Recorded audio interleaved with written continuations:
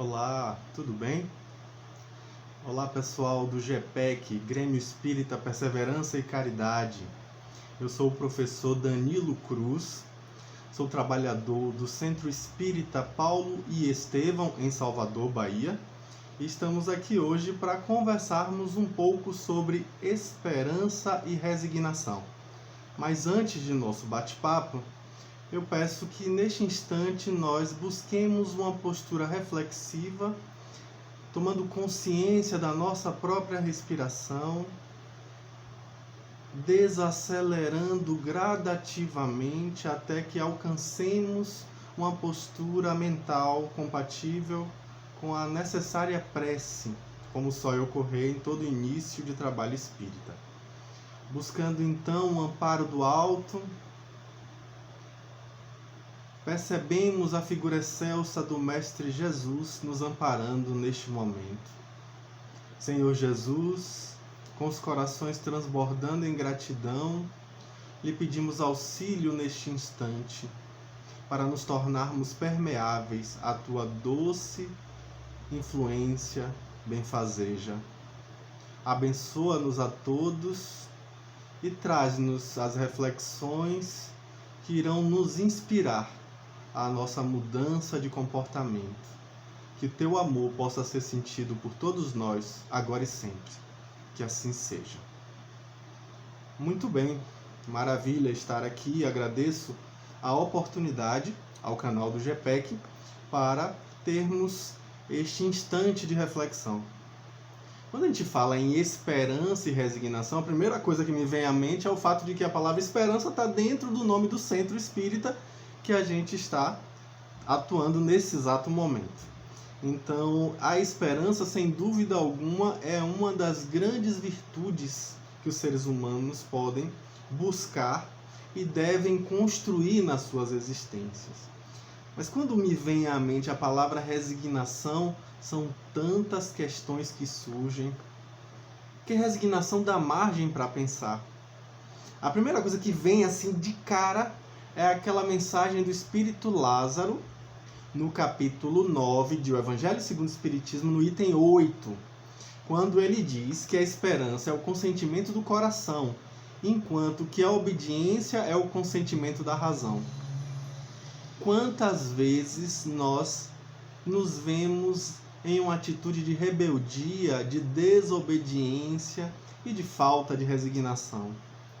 Quantos instantes nós, apesar do conhecimento espírita, temos atitudes que são incompatíveis com essa perspectiva?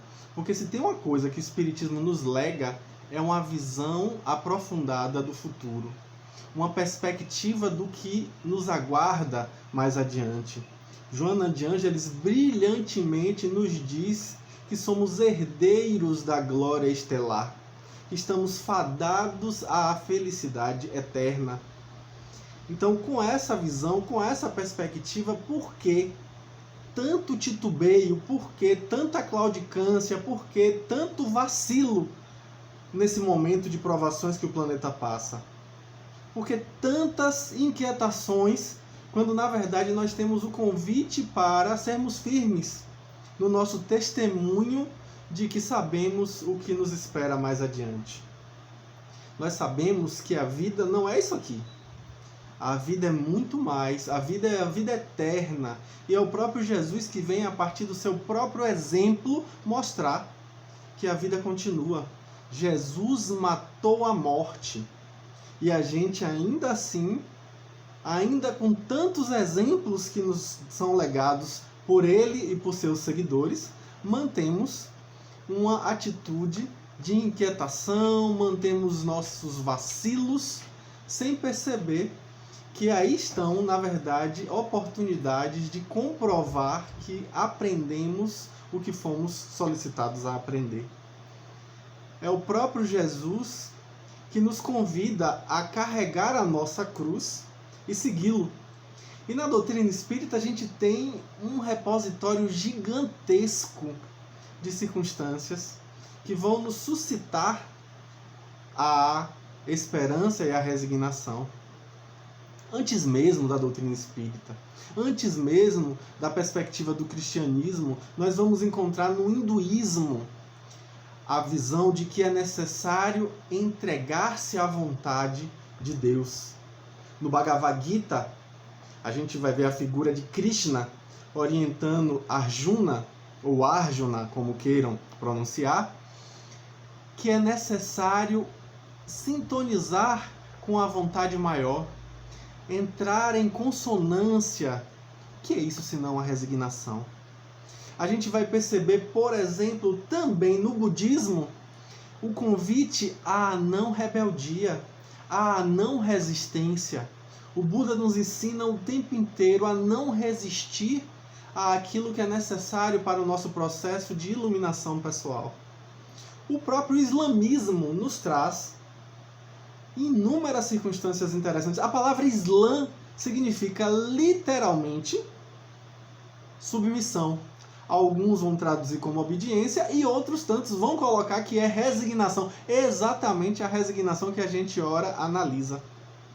Então, daí a gente percebe que, apesar de discordarem com tantos pontos, essas visões religiosas tão díspares concordam nessa perspectiva. Dentro do próprio islamismo, existe uma corrente mística chamada sufismo. Os sufi vão falar exatamente da necessidade de praticar cotidianamente a resignação, de aceitar com gratidão o que vem para nós como mensagem de aprendizado. O poeta persa Rumi, que era sufi, nos traz inúmeras peças de reflexão nas suas belíssimas frases, convidando à necessidade de resignarmos-nos. Olha que interessante. As visões religiosas todas acabam convergindo para isso. Buda nos convida a sermos como o sândalo que perfuma o machado que o fere. Olha para isso, bendizer o sofrimento, ter uma atitude diferenciada diante das agruras que enfrentaremos, né? Enfrentaremos, são inexoráveis. Joana de Ângeles fala muito bem que a primeira coisa que o ser humano faz ao nascer no planeta Terra é chorar. Isso é uma metáfora. É como se estivéssemos dizendo assim: cheguei a este mundo de meu Deus e sei que vou enfrentar decepções, amarguras, provas e expiações, mas aqui estou para vivenciar isso com resignação, esperança e fé. Então é essencial que a gente vivencie essa perspectiva da resignação com o olhar de que sabemos o que iremos enfrentar. No Evangelho segundo o Espiritismo, no capítulo 5º, nós vamos ver o item 12 versar exatamente sobre isso. A gente vai perceber que o sofrimento, como está lá bem colocado, é o prelúdio da cura. Olha aí, quando a gente para pensar, a gente vai ver que a doença é o remédio. A doença é parte da cura. A visão espírita nos traz essa possibilidade de compreensão. Como devemos ser gratos a termos essa percepção. A viver com coragem essa situação. E eu que gosto de etimologia das palavras, estudando a origem, né, de onde elas vieram, sei bem que coragem vem do latim a ação do coração. Cor, né, que é saber de cor, saber de coração. Então, essa ação do coração. O que é a ação do coração? Qual é o verbo do coração? Amar. É o convite que a gente tem nesse período tão difícil. O convite a amar. Com coragem, com resignação.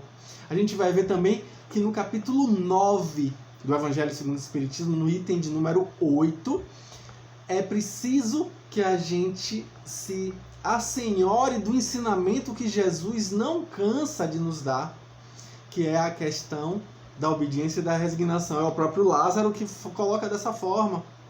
A gente precisa pegar o exemplo de Jesus de obediência e resignação e vivenciá-lo na prática, transformar em algo vívido nos nossos atos, nos nossos gestos, para que não seja uma palavra oca, uma palavra vazia, sem vivência, a gente precisa verdadeiramente vestir a camisa da causa e ir adiante. Porque só faz sentido se for sentido.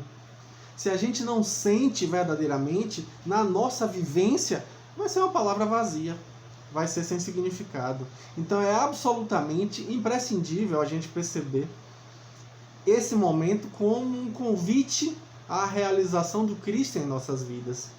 No capítulo 5 também, no item 14, que versa sobre o suicídio e a loucura, a gente vai ver exatamente uma fala maravilhosa que vai dizer que a resignação aurida do conhecimento espírita nos previne suicídio e loucura.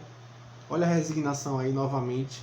Olha a necessidade de cultivá-la nesse instante, como sendo uma coisa crucial em um período em que há tamanha incidência de depressão, ansiedade, riscos e mais riscos de suicídio, automutilação. Quantas pessoas, eu sou psicólogo e vejo muitas pessoas que eu atendo, seja no serviço público ou no serviço particular, que estão passando por sentimentos de angústia, por agruras, por conflitos os mais variados, vivenciando a dificuldade da solidão, da falta de contato com o outro, contato físico. A gente está passando por um momento em que está sendo testada a nossa paciência, a nossa perseverança, a nossa perspectiva de que vamos adiante. É importante que a gente abrace essa perspectiva. A gente vivencie, né, essa perseverança, essa esperança, que é essencial para a nossa vida. É preciso que a gente se lembre, como é bem colocado no capítulo 6 do Evangelho segundo o Espiritismo, no item de número 6 também, que é essencial que a gente consiga elevar a nossa resignação ao nível das nossas provas. Olha que interessante. Se a gente mantém firme a resignação e aumenta ela à medida em que as nossas provas aumentam proporcionalmente, a gente consegue confrontar todas essas provas e essas expiações que nós estamos vivendo. Então é um convite aí para que a gente realmente vivencie o que a gente tanto aprende na perspectiva espírita. No livro Céu e Inferno, também vamos ver no capítulo 2, no item de número 3, o fato de que a compreensão da vida futura nos leva a uma atitude de resignação. A gente sabe o que vai enfrentar lá na frente. A gente sabe o que acontece. O próprio livro Céu e Inferno é um verdadeiro repositório de experiências vivenciadas pelas pessoas que vêm, através da mediunidade, descrever como foi as suas próprias experiências. Então ali a gente tem um cabedal gigantesco de informações para ampliar nossos repertórios pessoais quanto às situações de sofrimento que a gente vive. Então, exemplo não falta. A gente tem uma literatura mediúnica extremamente vasta, seja uma literatura técnica, científica, ou sejam romances, ou sejam reflexões evangélicas, o que for, a gente percebe ali que a gente tem, sim, informação suficiente para se motivar a manter coragem e esperança. Talvez o grande mote da minha fala hoje seja exatamente esse, que a gente consiga fazer o brilho nos olhos se fortalecer. Porque sim, estamos sendo chamados ao nosso testemunho pessoal. Então é esse o momento para a gente fortalecer a esperança, a perseverança, fortalecer a caridade. É imprescindível esse crescimento. Então a gente precisa buscar realmente construir isso como um hábito, como uma diretriz necessária, é como uma bússola que vai nos suscitar. A gente vai perceber lá no Livro dos Espíritos, no item, na questão de número 953A, uma fala que é absolutamente interessante para nosso momento agora, que a resignação, gente, é absolutamente necessária, assim como a submissão à vontade do Criador. A gente, quando se submete à vontade de Deus, a gente se entrega. Lembra aquela parte do Pai Nosso que diz assim: venha a nós o vosso reino, seja feita a tua vontade e não a nossa. A gente tantas vezes quer impor nossa vontade. A gente quer dizer como deve ou não ser o desígnio de Deus numa atitude rebelde, numa atitude infeliz, numa atitude inconsciente.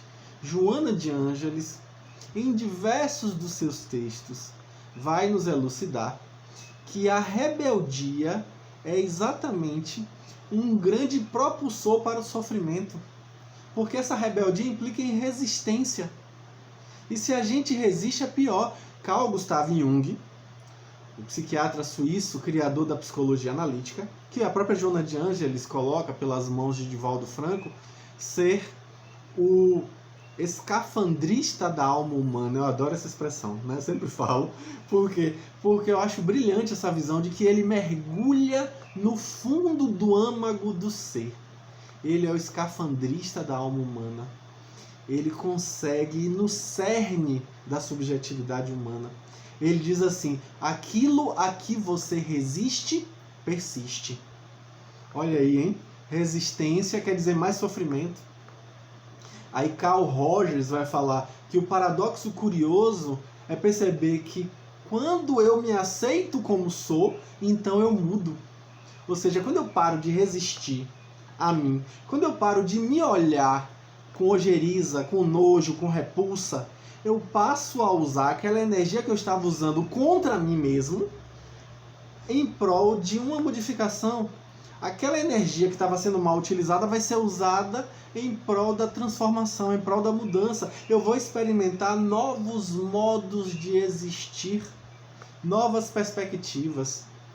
É interessantíssimo a gente perceber que essa visão nos traz uma perspectiva completamente diferente. A gente é tão focado assim, você tem que mudar, você tem que... Quando na verdade a gente só muda aquilo que a gente aceita. Só é possível mudar o que a gente aceita. Existe um psicólogo que eu gosto bastante, que é Frederick Perls, o criador da Gestalt terapia, que ele vai falar sobre a teoria paradoxal da mudança. Ele diz exatamente isso, que quando eu me permito ser quem sou, então eu mudo. Quando eu me permito sentir o que eu sinto, então eu mudo esse sentimento. Quando eu me permito vivenciar aquilo que tanto eu nego em mim, eu finalmente vou tomar consciência e vou ter a transformação. Os zen budistas falam disso também, né? De que uma folha de papel é criada para deixar de ser uma folha de papel em branco. Então ela chega a seu auge como folha de papel em branco no momento em que ela é usada. E é exatamente nesse instante que ela deixa de ser o que é.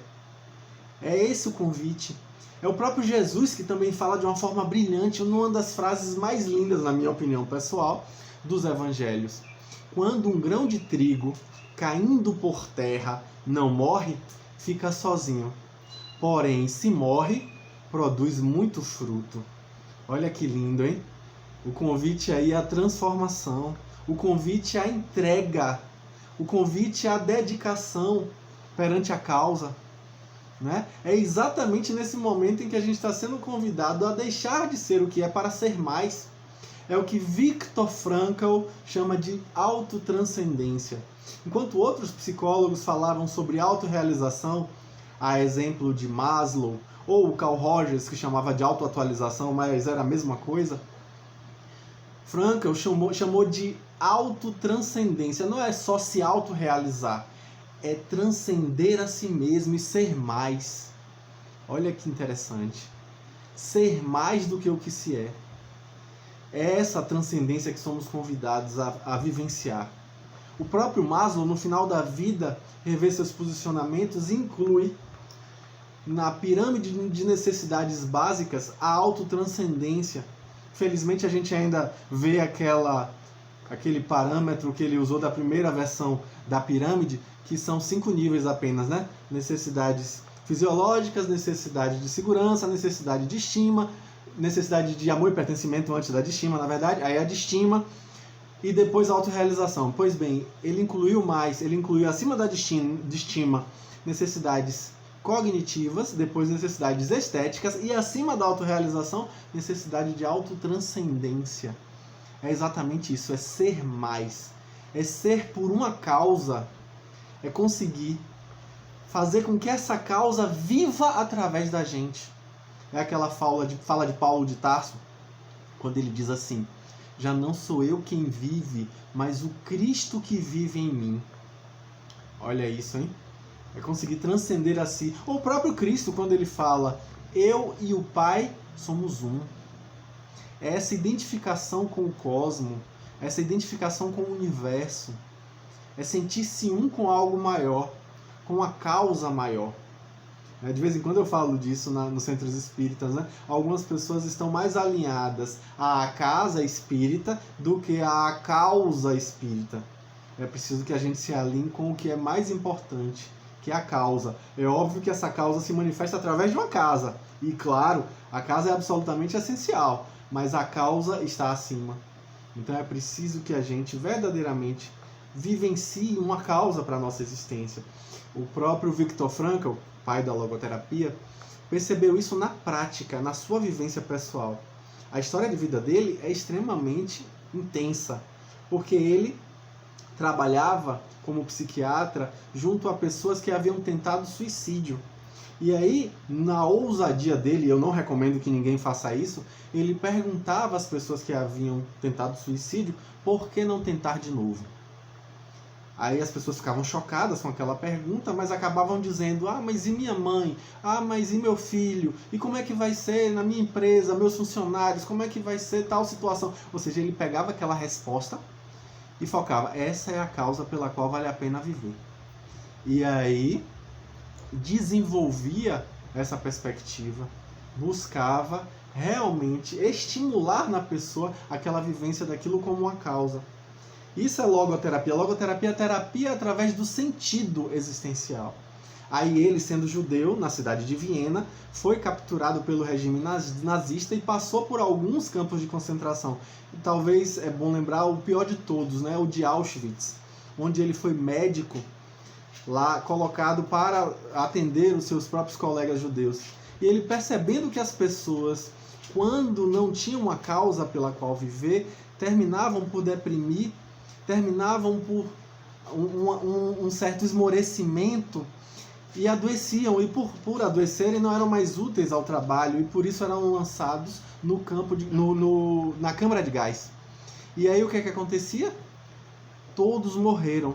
Quando Viktor Frankl percebeu isso e passou a desenvolver nas pessoas o sentido existencial, levando elas a sonharem, a buscarem metas, sonhos, objetivos, aspirações, elas pararam de adoecer. Ele não julgava as pessoas. Um queria matar Hitler, o outro queria devolver o livro na biblioteca que tinha pego emprestado, o outro queria denunciar o nazismo para organizações mundiais, o outro queria reencontrar a mãe, o outro queria reunir a família. Ele não julgava as pessoas. Ele apenas estimulava elas a construírem isso como um sonho. E aí percebeu que ninguém mais no alojamento dele e das pessoas que ele atendia tinham adoecido. Ninguém mais tinha adoecido. E com isso, elas continuavam firmes e fortes e sobreviveram ao regime nazista. E ele próprio, que havia se casado uma semana antes de ser mandado para o campo de concentração, foi o último casamento judeu de Viena, como é registrado documentalmente. Ele, quando sai de lá, não tem mais notícia nenhuma da família. Se viu sozinho no mundo. E aí se perguntou: qual vai ser o meu objetivo de vida pessoal? O meu sentido existencial? E com isso ele abraçou a causa de ajudar as pessoas a buscarem um sentido para as suas vidas. E somente 17 anos depois é que ele teve notícia de uma irmã, e ele foi buscar essa irmã, que estava muito adoecida, extremamente doente, com problemas pulmonares, com problemas respiratórios, por conta do que viveu nos campos de concentração. Poucos meses depois ela desencarnou e novamente Viktor Frankl se viu sozinho no mundo, sempre querendo notícias sobre sua esposa. E quando ele veio ao Brasil, mais precisamente na cidade de Porto Alegre, já no fim da sua vida, na década de 80, ele teve notícia de que a família dele havia toda desencarnado e a esposa dele também havia desencarnado no campo de concentração. Uma família foi recebê-lo no aeroporto de Porto Alegre e nessa perspectiva levou, a matrona da família levou uma corrente que havia sido presente de casamento para ela, que ele havia dado para ela. Ele, sabendo a notícia, finalmente ele pôde estar em paz com a própria consciência, porque ele não tinha certeza de que as pessoas haviam morrido. E aí ele pôde seguir na sua tarefa, na sua jornada de ajudar as pessoas a buscarem um sentido existencial. E aí fica a pergunta, né? E qual é o nosso sentido existencial? A nossa causa, a nossa motivação maior, o nosso mote, as nossas aspirações, os nossos sonhos, os nossos objetivos? É preciso que a gente se pergunte isso de quando em quando. É preciso que a gente se pergunte assim, poxa, o que eu estou fazendo aqui verdadeiramente? O que eu vim fazer aqui no planeta Terra? Qual é a minha motivação? Por que eu estou encarnado? O que eu estou sendo convidado a fazer da minha vida? O que a doutrina espírita me suscita a vivenciar em momentos como esse, por exemplo, que nós vivemos de isolamento social por conta da doença do coronavírus? Então, sem dúvida alguma, esse tipo de questionamento nos fortifica e nos faz perceber possibilidades. Jesus, de forma muito esplêndida, nos fala, né? Vinde a mim todos vós que sofreis, pois comigo o fardo é leve e o jugo é suave. Ele não diz assim, ó, venha a mim vós que sofreis, que comigo não tem sofrimento. Não, ele não diz isso não. Pare de sofrer. Não, ele não fala isso não. Ele diz que com ele o fardo é leve e o jugo é suave. Então, com ele nós temos uma causa. É o próprio Viktor Frankl que, parafraseando Friedrich Nietzsche, nos diz que quem tem um porquê suporta qualquer como. Então, essa é uma perspectiva crucial para que a gente desperte em nós essa esperança. Qual é o nosso porquê? Essa perseverança. O que a gente está fazendo aqui verdadeiramente? Então, é uma visão interessante para a gente começar a se questionar, começar a colocar em prática, para que não fique só um questionamento cognitivo, racional, não, para que isso desça para o nosso coração e nos mobilize à mudança, ao comportamento, à concretização dessa verdade. Então, nessa visão, a gente vai entender a fala de Jesus, que com ele o fardo é leve e o jugo é suave. Com ele a gente tem uma causa, a gente tem um porquê. A gente vai conseguir seguir adiante apesar dos pesares. A gente vai perceber que as coisas se atenuam, se amenizam quando a gente sente que existe um sentido para aquilo ali. Viktor Frankl vai falar que o desespero é quando a gente vive sofrimento sem sentido. Isso é desesperador. Mas quando a gente encontra um sentido no sofrimento que a gente ora vive, aquilo se torna um desafio. A gente passa a se perguntar, não, que problema é esse que eu estou vivendo? Não é que problema é esse que eu estou vivendo, não. A gente passa a se perguntar, em que essa situação me desafia? Como eu me robusteço com essa circunstância? Em que eu amadureço vivendo isso que estou vivendo? É uma outra lógica, é uma outra perspectiva, é uma outra visão. Os próprios espíritos colocam na questão de número 352 do Livro dos Espíritos, que os espíritos, através da nossa prece, através da nossa atitude, a gente vai perceber o quê? Que eles não podem tirar da gente o sofrimento, mas eles amenizam as nossas dores, nos inspirando exatamente paciência e resignação. Olha aí que convite, hein? A gente fazer prece ajuda. A fazer prece é essencial, gente. Aí a gente vai ver também na questão de número 740 do Livro dos Espíritos, que os flagelos são provas para exercitar nossa inteligência, para demonstrarmos paciência e resignação à vontade de Deus, e também para manifestar abnegação, amor ao próximo e desinteresse pessoal. Olha aí, hein? Como é interessante a gente perceber. É outra visão, a gente vai ver aquilo ali não um problema, mas sim um desafio, mas sim um aprendizado. A gente vai ter outra perspectiva. Isso é essencial. Quando a gente tem perspectivas. E a doutrina espírita, ela nos dá perspectivas. É essa a perspectiva da esperança que ela nos dá. É esse o estímulo à perseverança. E à caridade, é claro, porque não adianta só ter perseverança sem que isso se manifeste de forma visível né? Ontem foi o dia do trabalho e eu gosto de uma frase de Khalil Gibran, que é brilhante, quando ele diz assim, que o trabalho é o amor feito visível. É isso aí, gente. A gente precisa perceber a necessidade de tornar visível a amorosidade através da caridade. Senão ela vai ser palavra vazia, palavra oca. Senão não vai servir para nada, né? Aí a gente vai ver uma das frases mais lindas, na minha opinião pessoal, claro, do Livro dos Espíritos, na questão de número 663, a 663. Os Espíritos dizem de forma bem clara que toda prece é útil, gente. Toda prece é útil. É essencial a gente ver, a frase que eles colocam literalmente é: prece nunca é inútil. Então sempre tem uma coisa interessante aí na questão da prece. E eles vão dizer exatamente que Deus leva em conta, no momento da nossa prece, o sentimento de resignação. Isso faz toda a diferença. Isso faz toda a diferença, gente. Isso é, sem dúvida alguma, o grande convite, né?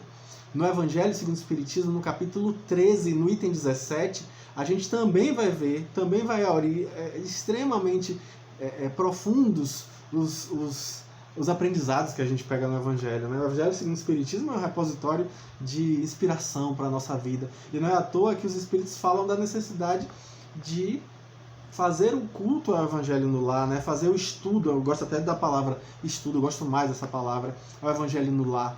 Justamente por quê? Porque essa perspectiva traz para a ambiência que a gente vive uma iluminação.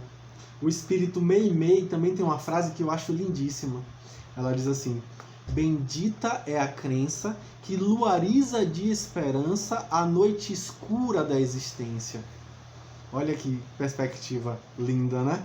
Então, a doutrina espírita é uma dessas crenças que nos vai trazer esperança para a nossa existência com tantas agruras, com tantas dificuldades, né? Então é essencial que a gente viva essa perspectiva.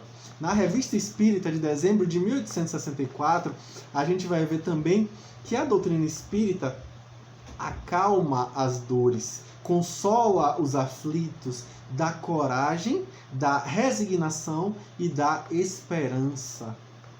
Olha que essencial para nossas vidas.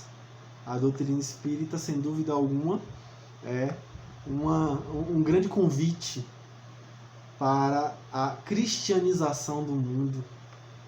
É importante a gente perceber que a doutrina espírita serve de chave para compreendermos de forma cabal os ensinamentos do Cristo, que até então a gente não entendia. A gente não compreendia a profundidade de inúmeras falas de Jesus, e quando vem a doutrina espírita, tantos anos depois, como o Consolador prometido, vai nos instigar a compreendermos de forma diferenciada certas falas de Jesus. Então, com isso a gente entende, né, a necessidade, por exemplo, de oferecer a outra face. Com isso a gente compreende os convites tantos que Jesus fala, da necessidade de conseguir verdadeiramente carregar nossa cruz e seguir adiante.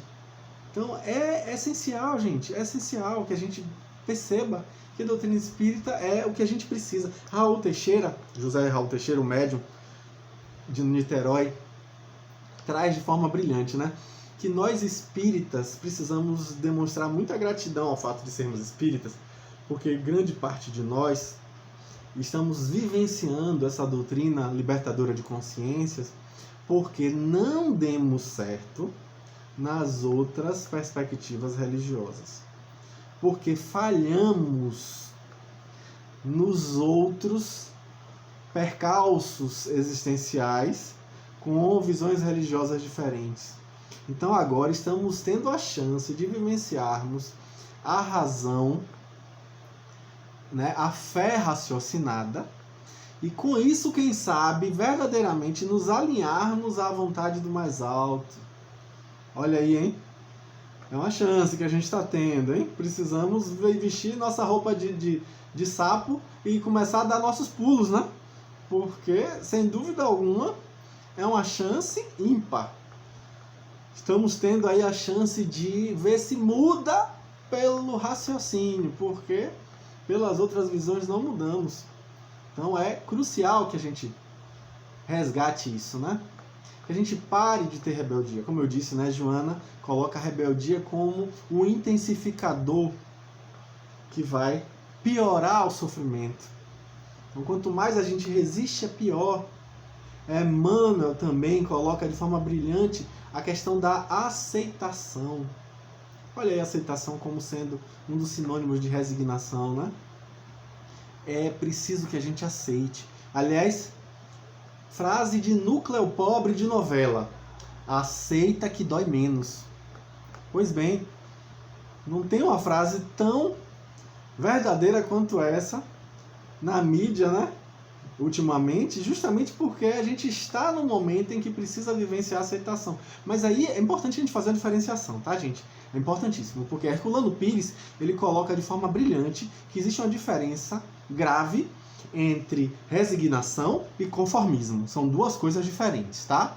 A resignação nos exige uma postura ativa, consciente, deliberada. Enquanto que o conformismo é uma atitude passiva e inconsciente. Não é disso que a gente está falando. A gente está falando da resignação ativa e não a pejorativa, que é o conformismo. A resignação ativa exige muita coragem para você ressignificar. A palavra resignação tem como origem isso, né? Ressignificação. É você dar um novo sentido, dar um novo significado àquela vivência. Então, quando a gente se propõe a dar um novo sentido para uma circunstância que a gente está vivendo, uma circunstância ruim, a gente está ali tendo que buscar dentro do âmago do nosso ser coragem para poder verdadeiramente dar um novo sentido para aquilo. Perceber em que a gente aprende com aquilo, em que aquilo nos mobiliza, nos robustece moralmente, o que aquilo nos ensina de verdade. Então essa é a perspectiva, né? Não é o conformismo do cruzar os braços, ó vida, ó céus, ó azar, coitadinho de mim. O que será de mim porque a vontade de Deus é essa? Aquela postura de Gabriela, eu nasci assim, eu cresci assim, você sempre assim, Gabriela. Não, não é disso que eu estou falando. Não é conformismo, é resignação. E isso, sem dúvida, nos suscita muita coragem. Muita coragem. Hoje em dia, a gente vê uma discussão dentro da psicologia de assuntos que são tirados da física, na verdade, né? A resiliência é um termo que está na modinha. Eu até tenho certas resistências a esse termo, né? Por quê? Porque, infelizmente, vem sendo muito mal utilizado. Porque vem sido muito banalizado, né? A palavra resiliência vem da física, que seria essa capacidade que certos materiais têm de retomar sua forma original depois de ter sido submetido a algum tipo de pressão, algum tipo de força, algum tipo de vetor. E aí, quando a gente puxa isso para a psicologia, a gente vai ver que é a capacidade de readequação de uma pessoa diante de um sofrimento, diante de uma circunstância ruim, diante de uma privação, por exemplo. E aí, como essa pessoa reage a isso, voltando à sua forma original, né? Inclusive, já tem hoje em dia um novo termo, né? Que é um termo interessante, é um termo de Nassim Taleb, que é o termo antifrágil. O que é a antifragilidade? Enquanto a resignação vai fazer você voltar à sua forma original, naquele momento de tensão, naquele momento de pressão, naquele momento de privação, a antifragilidade faz com que você melhore com aquilo. Você não volta à forma original, você fica melhor ainda. Então, ser antifrágil seria isso, né? Passar por uma situação de sofrimento, de tensão, de pressão, de privação, de angústia, de agrura, e sair disso melhor ainda. Né? Talvez seja isso, né? O que a gente precise aprender. Perceber e se inspirar nos grandes exemplos que a humanidade tem, né? A literatura nos traz inúmeros grandes exemplos. Se a gente pegar a série histórica do Espírito Emmanuel, que na minha opinião são 5 livros espetaculares, são os melhores livros que eu já li, sem dúvida.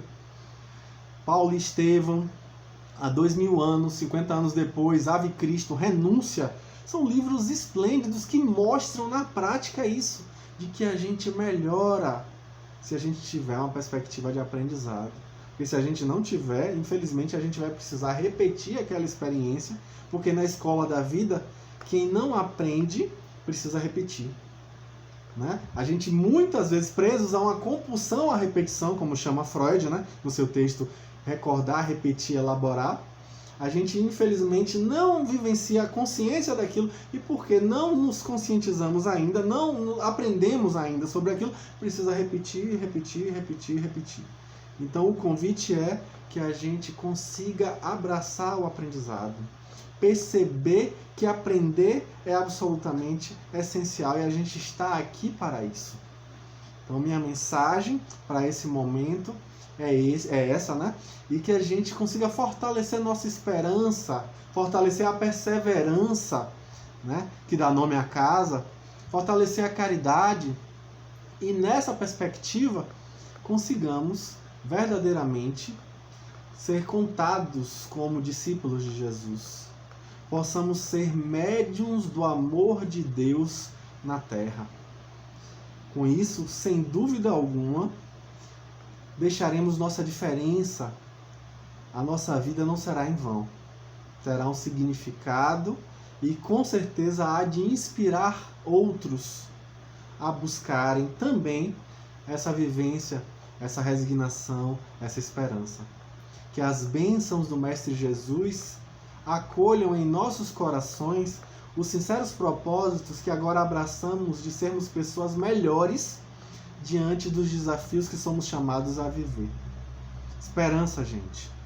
Então, agora a gente volta àquela postura inicial, buscando respirar profundamente, tomando consciência da nossa postura física e mental, buscando a figura excelsa do Mestre Jesus através dos seus prepostos e rogando a Ele a oportunidade de colocar em prática os ensinamentos que tivemos. Senhor Jesus, que o Teu amor possa se fazer visível através de nossas mãos. Que Tua paz possa resplandecer em nossos sorrisos. E que Tua esperança possa brilhar em nossos olhos. Que assim seja. Fiquem com Deus, um grande abraço e até a próxima.